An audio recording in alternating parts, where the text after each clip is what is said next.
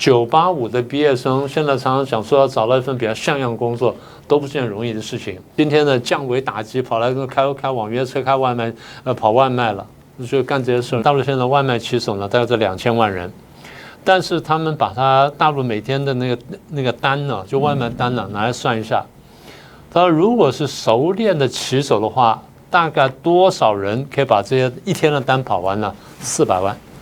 大家好，歡迎收看《政經最前線》，無馬看中國，我是主持人張宏林。再次感謝大家收看我們的節目哦。那談到經濟的部分，我們看起来中國現在的一些問題當然非常的多，甚至我們看到他們有找不到工作，有所謂的失業的3套件哦。這個失業的這個3套件到底是什麼呢？當然我們可以介紹一下。那中年人尤其也經濟下滑之後，許多也面臨到這個失業哦。那不管是裁員，或者是可能在這個經商或者自己做小本生意，這個開始覺得不好做的時候，他們開始也覺得說開始有失業的鐵人3項。那另外老年高齡人也有所謂的吉祥3寶，這個聽起來真的會讓大家覺得到底是如何哦。這個我覺得也是讓不管是在中國的朋友，或者是我們在海外的或者在台灣的朋友，我覺得可以了解一下中國的一些現況為什麼這個從青年、中年到老年哦，現在都有這些相對應的這些口號哦，大家開始在調侃挖苦自己哦，到底中國真實的樣態是如何？我們今天好好來談一下。那很高興再次邀請到台大政治系的名譽教授明居正老師哦，好來幫我們解析一下。明老師你好。主持人好，各位觀眾朋友大家好。老師，我們剛剛看到有所謂的失業的3件套哦，就是考公職、考研跟送外賣哦。所以另外的鐵人，這中年人則有所謂的鐵人3項就怎麼去開店、去做電商、去做自媒體。那連退休的老人也有人說，現在有個新的名詞叫吉祥3寶。什麼叫吉祥3寶呢？就去當保姆、保安跟保潔哦。那大家會認為說，為什麼現在會產生這樣的一個現況的狀況跟問題？老師你怎麼看呢？你剛剛提到說年輕人、中年人跟老年人，我們先從年輕人談起吧。你剛剛說失業的3件套，考公、考研跟送外賣。其實坦白說，10年8年前到了經濟非常好的時候，你覺得真的那些985名校畢業生會去考公、考研或送外賣嗎？這只能降級了，怎麼會讓自己去降到一塌糊塗了？大家回頭想想看，10年或10幾年前，是再早一點20年前。那些一流的大陸大學畢業生，他去哪裡工作？外企，對不對？外企，然後通常是國際級的企業，在中國設廠設總部，然後他需要這個非常高階人才。我到北京去，我就親眼看過。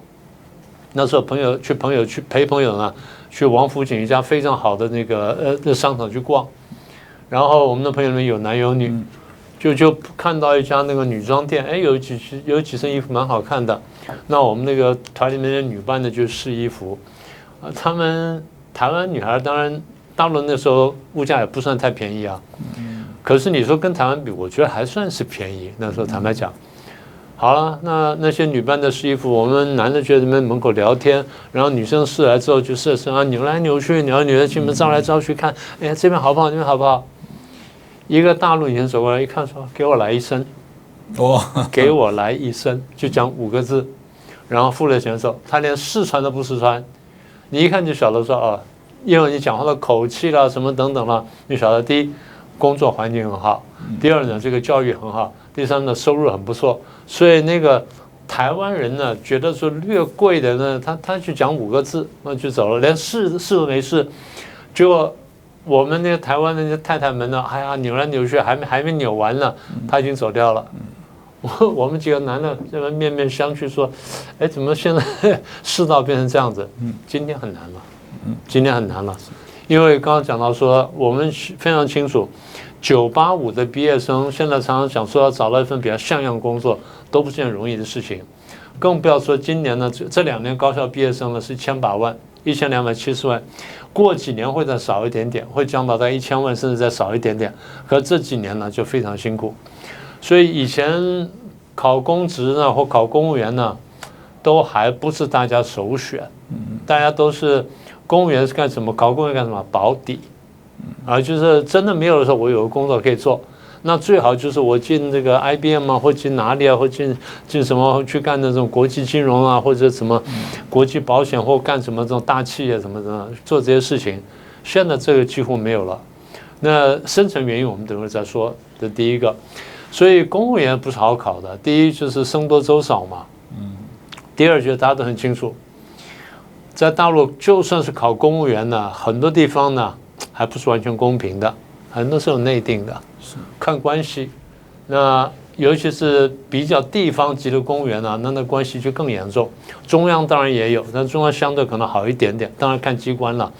但是你說地方上那些很多是靠關係的，所以公務員不是那麼好考的，更何況名額是有限的。那這個希望找到工作人這麼多，所以那競爭激烈到難以想象的地步。這第一個。第二是考研究所。我常常講，我說我並不經常鼓勵我學生去考研究所。第一，你要看是不是這塊料。你不是這塊料的話，不要去讀博士了。讀碩士，你說對於，我就常問說，第一，讀碩士對你找工作有沒有幫助？第二就是你找到工作薪水不會多一點點。如果這兩個答案都是是的話，那讀個碩士是值得的。讀博士，第一看你是不是這塊料，第二就是你對這種很枯燥的事情，然後待遇将來薪水待遇不見得特別高的這種工作，你是不是有興趣？你是不是待得下來？否則我還真的不鼓勵你去考。那現在大陸考人增加了，大家都看到數字了，我就不多說了。第一呢，你這樣的都大家本來不該去考研究所，都去考研究所了，就是導致什麼結果呢？還是要僧多粥少。進研究所人增加了，然後這個錄取率降低了，但是呢，學歷呢，它的這個含金率呢也降低了，也就是它不像過去那麼值錢了。更何況現在就是你考研究所、考碩士、考博士，你只是推遲了你進就業市場的競爭罷了，只是這樣子。而且你考完研究所，你真的拿了研究所之後，拿了這學歷之後，對你找工作跟你对待遇有沒有幫助？這答案算就曉得，所以這個其實不見得是個好選擇，它是沒有辦法的辦法，是推遲而已。第三個更慘是送外賣，這個我們其實去年前年我們都談到過，也就是其實我朋友我前幾個月才在講這個事情，我朋友從一趟大陸回來，他不是跟我講嘛，我在節目上好像也談了一下，他說上海跟北京的那個出租車司機或網約車司機呢，哇，這個水平提高很多啊！年輕啊，帥啊，什麼等等，哇，英文啊朗朗上口，哇，這不簡單，進步很大。我說不是，因為找不到更像樣工作了，所以跑來幹這個了。我說你回想看，你10年8年前去的時候，這些人在幹什麼？都在這個北京、上海那些大公司、外國公司或跨國企業裡面工作。今天呢，降維打擊，跑來開網約車、開外賣，跑外賣了。所以幹這些事呢，比方說失業情況非常嚴重。那麼失業情況非常嚴重，你要跑外賣，當然很慘。但是這說明什麼呢？你這些讀書白讀了，你這些國家的投資也是浪費了。所以大家現在看見說啊，現在下滑了等等，這個真正原因呢，我們過去講過。我們說，其實我們3、4年來一直在講這件事情，就更早我們就已經在說、在預測，但大家不相信。我們說現在這些政策呢，這樣看起來這10幾年的政策有很大的問題。過去為什麼那麼好呢？因為很多外企、台企都是大陸去，然後那邊是一個看起來是賺錢的一個機會，是個淘金的機會。現在為什麼不是了呢？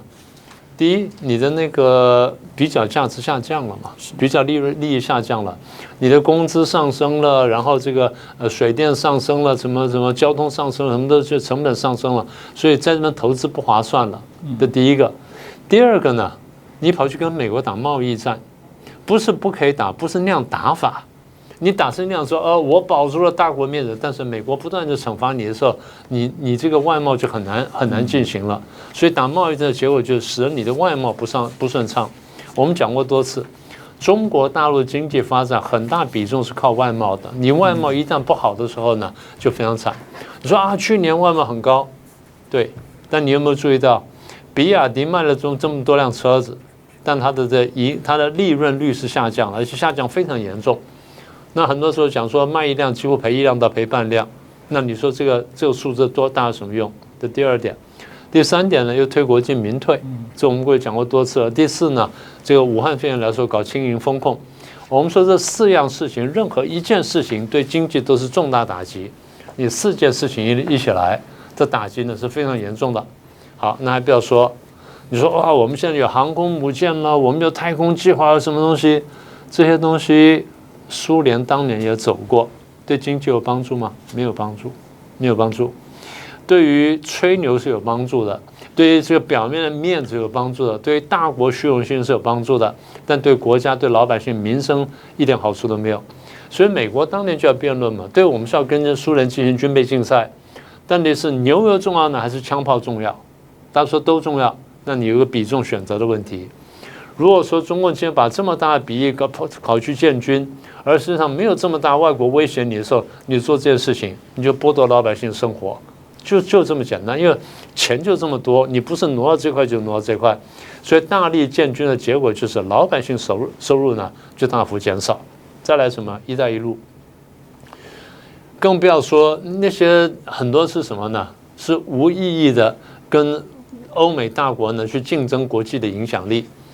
大家還不要忘記，最近不是對非洲幾國是一舉把那債務全部取消了嗎？你看，我們泱泱大國，我把你們債務全免了。你免了歐洲這些國家債務，你為什麼不免中國老百姓本身債務呢？為什麼不做這件事情呢？你不先照顧自己老百姓，去照顧非洲老百姓，照顧拉丁美洲老百姓，這是很奇怪的事情嘛。那最後一項什麼呢？大家都很清楚，貪腐非常嚴重嘛。你抓到大老虎呢，動輒幾十億、上百億這樣貪腐。然後很多錢你還不知所蹤，還這下落不明，所有這東西呢，都使中國大陸經濟下滑，就造就了今天你說青年人呢不容易找工作，然後不如這個企業紛紛外逃等等，這種嚴重現象呢起來有致了。這我想老師剛剛提到的，不應該讓大家會有很強烈的感受。大家就談到說，中國開始提到外賣騎手嚴重過剩。然後這個甚至超編1000萬人的這樣的一個驚人數字哦，所以如果把剛剛老中青三代的部分，目前所看到的部分，來跟台灣的不管薪資啦、工時，甚至安全保障的部分做一個比較，那是不是請明老師就您的觀察，可以來跟我們分析說明一下？你剛剛有點講得非常好，台灣是缺工。缺工缺到什麼地步呢？大家到台灣一些這個街上去走走看啊，一些店呢，經常掛出徵人，對吧？徵學徒、徵師傅什麼等等，然後無經驗可，什麼儲備店儲備店呢？對啊。好，那最好笑的是去年，應該是大概差不多是去年這個時候，早一點晚一點點，朋友送了一個他剛好經過的地方，然後隨手拍張照片傳給我看。什麼呢？賣麵線的一個小店，一個小攤，賣麵線的小攤呢，大家聽到就是很小的一個攤位，然後就賣一碗碗的麵線啊。他徵人啊，徵這個就徵工作人員。他說沒有經驗可以，多少錢呢？每個月5萬台幣。哇，每個月5萬台幣，我當然算一下啊，大概是人民幣1萬1。差不多1萬1上下嘛啊，每個月啊1萬1，保證休8天，啊有各種福利全套，無經驗可，我們可以訓練你。他那個朋友跟我講，他說他因為天天經過那裡，招了1個月沒有招到人，招了1個月沒有招人，我是就隨便講講，而這種例子在台灣非常多。洗頭的也徵不到人，麵包店也徵不到人的那些什麼等等都徵不到人。最近這幾個月不算，最近因為台灣股票太熱，大家跑去炒股，然後很多辭職去專職炒股票，那不算。我現在講的就是說前一段就是股票沒那麼熱的時候，正常的時間，所以台灣是缺工。所以為什麼現在討論什麼呢？我們要招印度工人進來，那很多人堅決反對了，覺得說很大問題什麼的，那是我們這樣有機會再說。所以這是第一個回應你的。第二呢，剛剛講說，說失業的鐵人三項哈，簡單說呢，為什麼叫失業鐵人三項呢？這就是中年人呢，就原來差不多35歲到40幾到50歲左右這個年齡層呢，原來是拿就是高薪或是中高薪的不錯薪水那些中年的白領啊或主管呢，突然被裁員之後呢，就走到這一步。那為什麼裁員呢？剛剛講的經濟不好嘛，我們前面不是列了7個原因嗎？7個原因經濟不好，那時候其實我們我大概在8年前到9年前就預言這個發展，就預言這發展，我將來會走到這一步。當時還有一些大陸學生來台灣，他們都不相信，包括很多在大陸各大媒體工作那些人派來這邊受訓的、上課的，他們都不相信。我說你回去慢慢看就知道了。他們回去之後大概2、3年的跟我有些聯絡，就說老師你說的事情慢慢發生。我說你的工作最好保底。我說你要找一個比較穩妥的工作，什麼等等之類的。我說你不要隨便去跳啊，什麼，因為將來可能不可靠。他當時還似信非信，那現在他已經是不信都不行了。所以這些人呢，就大量被裁員之後，因為我們剛剛講這麼多原因嘛，所以我們講說你搞國進民退，搞這東西，最後呢就一定是大量失業。那這些人被裁員之後呢，他沒辦法去搞外賣了，暫時他走不到這一步嘛。他急着養家，所以他前面有些積蓄拿來幹什麼？第一，開個小店，開什麼咖啡廳啦，開什麼加盟雞排店啦，什麼等等，或什麼還弄個什麼珍珠奶茶店啦，這種東西，或小吃店。好，這第一種就開店。第二就是他在淘寶、抖音上呢開個小店，賣點什麼零碎東西啊，去進個什麼小裝飾品啊，進個衣服啊，進個什麼去賣一賣什麼，賺點錢。第三個就是更慘，就是弄個鏡頭啊，去拍個短影音呢，叫自媒體。所以開店電商自媒體呢，就變成這35到45、50歲人呢，你又不願意去送外賣的時候呢，你去轉行去做這些事情。但是後來有人就發現，就大陸學者有些社會學家去調查，有一些政治學者去調查，他下場都很悲慘。大概走上這條路的呢，很難撐過半年。而且我們過去講，我們說不要說開這些店了，有的開正式餐飲店的呢，一般來說呢，活不到1年。他那個我們上次講過，就算北京呢，那倒店的都非常多，所以他們把這叫做中產階級財富消滅器。這話還真的不是亂講的，所以大家真的很小心。然後這第一塊，第二塊呢，如果說你真的不行，你跑去送外賣，我們就不說年輕人，就是這些人外賣騎手。按照大概一些大陸一些機構調查呢，大陸現在外賣騎手呢大概是2000萬人，但是他們把他大陸每天的那個單呢，就外賣單呢拿來算一下，他說如果是熟練的騎手的話，大概多少人可以把這些一天的單跑完呢？400萬，400萬。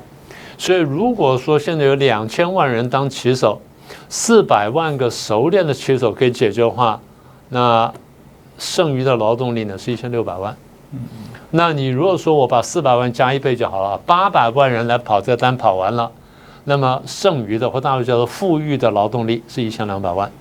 換句話說，勞動力供給過剩，勞動力供給過剩在任何地方都一樣，勞動力變得不值錢。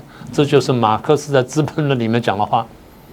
他在100多年前看歐洲社會、看英國社會，他看研究這東西。今天在中國大陸發生。而中國大陸告訴你說我們是沒有失業的，我們是國家保證的，都不是，他亂講。好，那這個是外賣騎手的供給的問題，也就是我再說一次，勞動力跟所有商品一樣，供給越多就越不值錢。那你外賣供給越多，也就越不值錢。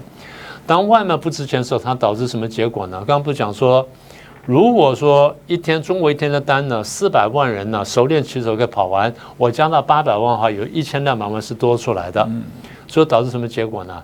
搶單的人多，每一張單出來之後搶的人就多，然後你這個單分到的錢就會少嘛，不是說大家來分呢，而是因為你這價值就降低了嘛，是這個意思，所以你賺到錢呢就少了，所以大家注意到，就像外賣騎手他收入比過去減少，這都是自然的結果。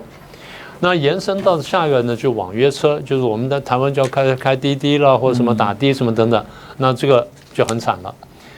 這個細節我就不多說了。那你剛剛問到就是說台灣跟大陸對比呢，我們很簡單對比一下，將來詳細說。我們先說青壯年，就稍微年輕那塊，工作時間比工作時間，大陸呢，當然每天我們就說一線城市啊，什麼北上廣深這種一線城市，每天跑14到16小時，你如果不跑就沒有單。台灣每天工作是8到10個小時，如果超時的話，你有加班有什麼的。然後講到收入，大陸的這些青壯年這跑單的呢，大概他的這個收入呢，扣掉平台的這個抽成，扣掉租車費，實際到手呢4、5千塊人民幣，大概是18000到22000-23000台幣。那以現代大陸來說，算是不錯。台灣呢，如果是專職外送員的話，一般的薪水呢4到6萬，一般薪水4到6萬。如果是電商的話呢，可能再高個1、2萬，所以這個比較驚人。那個當然，台灣消費也相對高一點，這是比較年輕的。中年人呢，工作時間呢再長一點點，大概大陸呢，它平均15小時，台灣一樣9到10小時，可以彈性排班。然後每個月收入呢，大家扣掉什麼平台啦、什麼車的租金啊、罰單什麼的呢，大陸人呢，大概可以拿到5500塊人民幣左右，所以比剛剛講中的高一點點，差不多25000台幣。那台灣呢，大概收到差不多，我聽到一般來說呢，大概最低是3萬多，我聽到高的呢，大概6、7萬。那當然，我把6、7萬拿去跟別的司機講，別人說啊，他追牛了等等，但是大概4、5萬呢，大概應該一般來說沒有問題。3萬多，他人家說那是偷懶了，通常是這樣。好，那這個是中年人。那老年人呢，一般我們剛講的不是說這個吉祥三寶嗎？老年工作時間大概是12小時上下，台灣一樣8到12小時。然後，我們講的是新北哈，雙北，這個台北跟這個新北。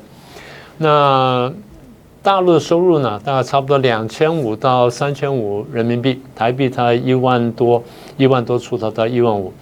那台灣你如果說是社區保全的話，一般來說是300多塊。正職的清潔工大概是我問過那些大賣場那些，差不多3萬3、3萬5這樣上下。而且大陸基本上呢是沒有最後的安全保障的，它叫做靈活就業。這種靈活就業沒有社保，沒有醫保，然後沒有勞保。台灣是基本上呢制度非常完善，有勞保有健保，然後你還要提成，然後自己也還有儲蓄。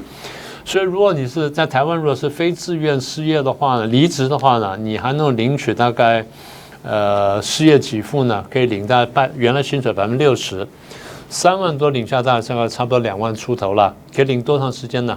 領半年。所以大家講說社會主義更好，真的嗎？你隨便比較看就曉得了，絕對不是。我不是說台灣好到哪裡去，我重複一下剛才主持人說的話，我不是說台灣好到哪裡去。台灣呢，這種資本主義社會或接近資本主義社會，是參考了社會主義國家發展的經驗之後，也參考了當年馬克思跟恩格斯寫的那個《悲慘的世界》之後呢，決定說我們要走這條路，所以給了最低的保障等等啊，走到這一步。所以你覺得說中國大陸的社會主義真的會更好嗎？你真的相信這個話嗎？你把這數字拿來硬數字拿來比一比，你就曉得結果了。那剛剛前面我也有提到了，老年人的部分也是哦。我們剛剛也談到，他們開始當保姆、當保安、當保潔哦，所以也被人家戲稱是吉祥三寶。這部分老師又怎麼來看待這樣的一些問題呢？我們不是說台灣沒有老年就業的問題，老年就業現在台灣更多呢，不是完全。嚴格說呢，我不是說沒有，因為生活壓力要來重新就業，當然有，絕對是有，但相對來說呢，比例低很多。現在老年就業時候，我看的是2種情況，一種是無聊，真的是無聊，他打發時間。因為我後來去一些，比如什麼咖啡廳啊，或者冷飲店，或者什麼那些店去看到，我就順口問一下。他說我無聊了，這家就是小孩子有的在國外讀書，有的已經成家就業了，然後小孩又不用我顧，然後我這個現在來，我就是1個禮拜來上個幾天班，然後賺點零用錢。其實他說我有正職退休金，我不需要這錢。老師，台灣現在流行談失智的問題，就大家會讓自己不要失智啊，是，這是另外一個啊，對，這個我還比較少聽到，不過我還的確聽到，就是說我出來工作是怕避免失智。為什麼？因為跟人交流，跟人交流，他在店裡面跟同事交流，然後買賣東西的時候呢，跟顧客交流。他因為他工作時間不長啊，他不是說真的上全班呢，他就上，譬如4個小時結算。我就看到什麼，他下了工作，譬如他到6點下工作，制服一脫呢，他自己排隊去買一杯咖啡，坐在那邊跟人家聊天。我就看過這種事情，所以你說他生活壓力那有，但是真的不那麼多，這第一個。所以你剛剛講的很好，就是雙方兩邊的有這種現象，但是比例不一樣，而且原因不一樣，這第一個。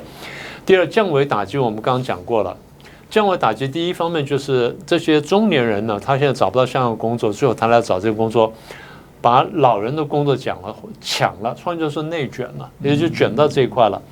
更慘什麼呢？因為現在你說啊，他來掃地那就算了，那如果說當保姆啊，或者當保安呢，如果說這些人他懂一些電腦，然後他甚至學歷高一點點，他懂這個什麼心理學，懂兒童心理學，甚至懂一些教育，他在家裡當保姆的時候，有時候順便教小朋友。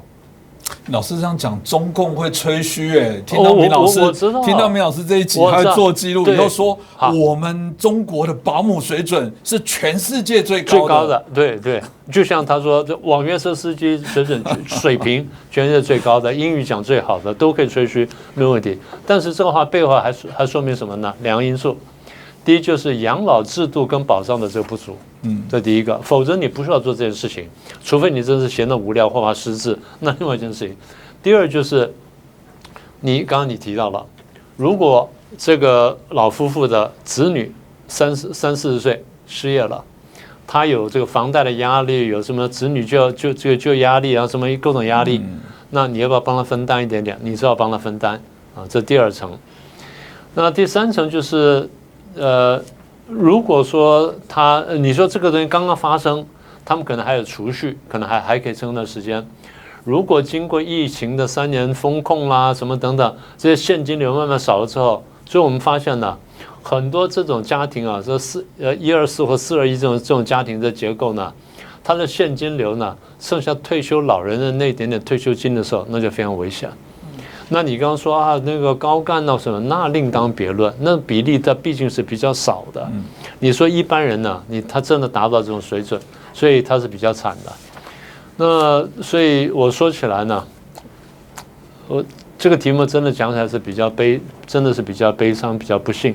可是現在我們面對的就是這種情況，也就是當中國大陸經濟整體下滑之後呢，它拖的呢是整個社會的下滑。所以剛才我們從青年談到中年，談到老年呢，它這樣層層下滑呢，這個你要問我未來的話呢，我真的是比較悲觀，我很難樂觀起來。那當然談到我們今天所談到的這些問題大家就有點擔心因為不管是年輕人這所謂失業的3套件啊，中年人的鐵人3項啊，然後老年人的吉祥3寶啊等等。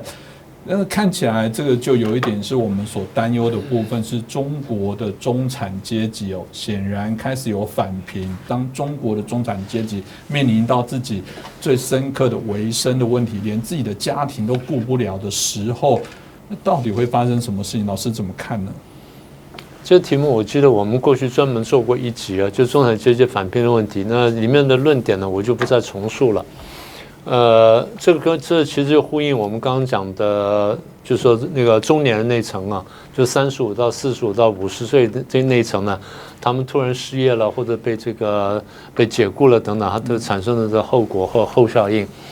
所以我們過去不是談過說，這個大陸宣稱或習近平宣稱說人進入小康社會嗎？當時我們就有很大的質疑，我們說你是這樣宣稱呢，還是修改了標準呢，還是說怎麼樣？最後發現說，真的就是只是宣稱而已。因為李克強後來不也就說了嗎？其實沒有脫貧啊，也沒有真正邁入小康社會。也就是共產黨執政這麼多年，他答應了這麼多東西呢，最後不但沒有兌現呢，而造成了一個貧富差距更嚴重的社會，而整個社會的財富看起來上升了增大了，餅增加了，但是呢，大家並沒有分潤到好處。而一旦你犯了錯誤之後呢，中產階級返貧就變成一個最具體的現象。所以剛才我們講到中產階級那一塊呢，其實就呼應了說中產階級返貧。那我剛剛講說，我不想再重複我們上回說過的東西，將來我們有新的材料再跟大家說。但是我還是要再重複一下我剛才說過的有一點，我們在說什麼呢？為什麼會出現這個青年、中年、老年都一路生活開始下滑，走到變成沒有退路呢？真的是一個很關鍵，就是一個深層的原因。說的淺呢，是決策者的錯誤。那說的深一點點呢，就是政策這個有了偏差，就我們剛剛講說，你貿易戰不應該那樣打。第二，你不應該強收香港。第三，你不應該清零風控。第四，你不應該強推國進民退。這4個大錯誤都很嚴重。再加上你去無厘頭的大力建軍，然後去搞一帶一路，又去免那些拉美國家和非洲國家這些債務等等，最後呢又嚴重貪腐。這7大因素呢，其實任何因素呢都可以使得國家下滑。7個因素一起來的時候，它一定是快速下滑。所以我想總結來說呢，造成今天這些現象原因呢，一方面就是決策錯誤，二方面就是你整個方向不對頭。第3點呢，我還是要提醒一點，就是極權主義國家，不管叫威權或極權主義國家，在前面呢這個風平浪靜的時候呢，看起來是比較有效率的。但是，一旦犯錯的時候，他犯的錯絕對比民主國家嚴重很多。今天呢，我們就看到了，我們真的不希望这現象繼續下去，但這也是我們這幾年來一直在大聲疾呼的地方。大家也看到了，我們過去的預測呢，或者預言呢，雖然我們不願意這樣說，但是看起來呢，真的是向這些方向在走，而且比較是我們不願意看到方向，比較悲慘的方向。是哦，我想这個為什麼每次老師都會語重心長告訴大家，為什麼這個中共一定要打台灣？真的只是台獨嗎？當然不是啊，是因為台灣證明了這個華人是有能力來享受所謂的一個更好的生活。事實上，民主制度這個自由給予民眾自由，對，看起來會有一些刁民，但整體來講，最後的結果是更好的。其實這就是一個制度上的對調，這還有什麼好談？這為什麼還有台灣人會希望共產主義的為主的中華人民共和國來接手台灣？其實這一集不只是在做讓大家看中國的樣子，還是真的提醒台灣的朋友，從制度面來說，為什麼你會期待由中華人民共和國所統治的這個中國的樣態，你想要複製到台灣？真的嗎？我真的打一個問號。你可以討厭某個政黨，討厭某個人，但請你還是要有基本的理性哦。我覺得這是非常重要的問題哦。我記得我曾經有問過有一些朋友，我說，我介紹一個365天休100天的工作給你好不好？大家講說哪有全世界這麼好的工作？365天休100天，我說真的不騙你，哪有？台灣有這麼好的工作？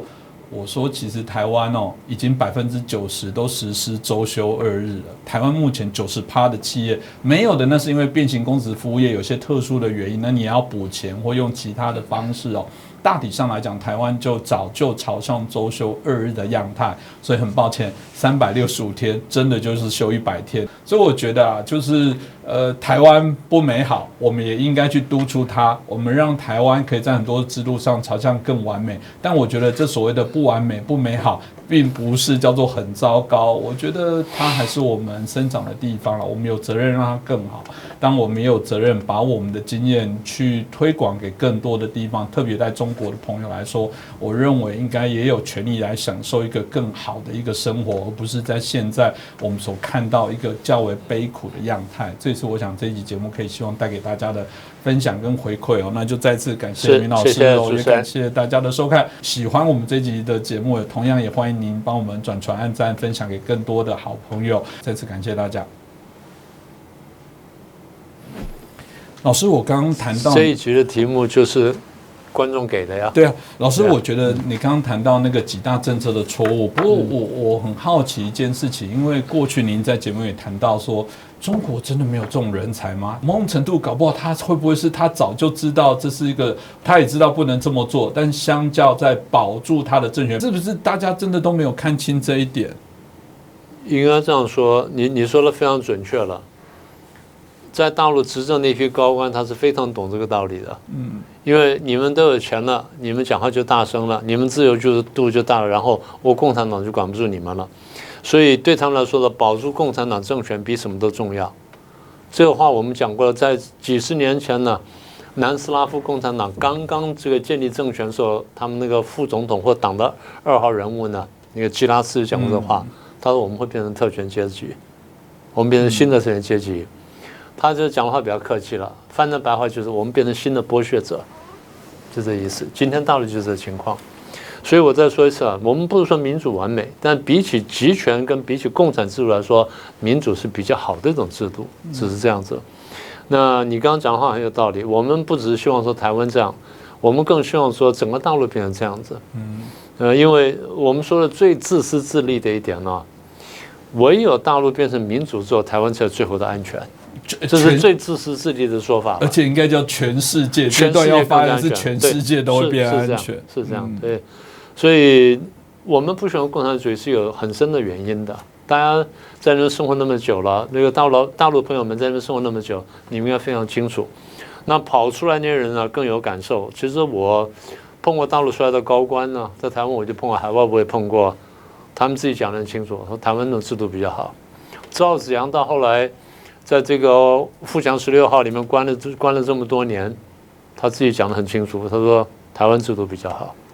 他說如果全世界都讓美國來管的話，可能會好得多。那你想想看，一個共產黨的領袖講的話，這個回憶他這個應該這樣說，他的反思是非常深刻的，他不是隨便來的，所以這個人很值得我們玩味。對啊，所以老師這一集談完，大家可以理解，就只要觸碰到中國共產黨的這些政權的統治的問題，你其他都可以犧牲。再說一次，其他都可以犧牲。這我們怎麼會想要這樣子的一個制度呢？對啊，對，謝謝老師，哪裡？謝謝大家，謝謝。